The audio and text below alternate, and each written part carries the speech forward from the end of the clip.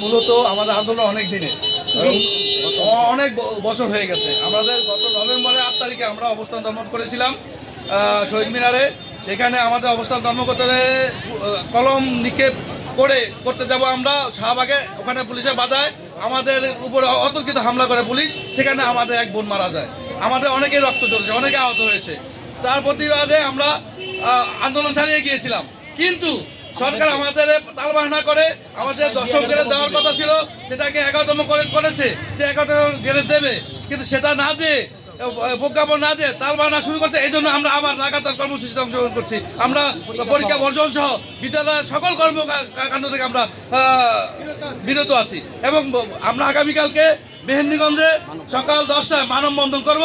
মেহেন্দিগঞ্জ শিক্ষা অফিসের সামনে এবং ইউএন অফিসের সামনে সকল সরকারি শিক্ষকরা এখানে উপস্থিত থাকবে ইনশাল্লাহ। সকল সরকারি শিক্ষকরা এখানে উপস্থিত থাকবে ইনশাল্লাহ। আচ্ছা, আপনার যে লোকটা আহত হয়েছে সেই সম্পর্কে আপনারা কি আইনের কোনো আশ্রয় নেন নাই? আমরা আইনের আশ্রয় নিয়েছি এবং নেব। ভবিষ্যতে আমরা আরো কঠোর আন্দোলনে যাব। তাহলে কালকে সকালে আবার মানববন্ধন করবেন? জি, কালকে সকালে মানববন্ধন করব। আমরা আবার আহ্বান জানাবো সকল সাংবাদিকদেরকে আমাদের মানববন্ধনকে প্রাণবন্ধ করার জন্য, আবার প্রচার করার জন্য আপনারা উপস্থিত থাকবেন। আপনার 3টা দাবি কি?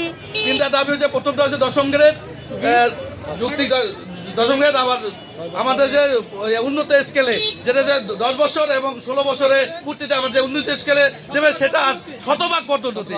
আমাদেরকে সরকারি শিক্ষককে এন্ট্রি পদ ধরে এবং ডিজি মহোদয় পর্যন্ত আমাদের পদোন্নতি দিতে হবে। এই দাবি আমাদের মানতে হবে, এটা আমাদের মূল দাবি। ওকে, থ্যাংক ইউ।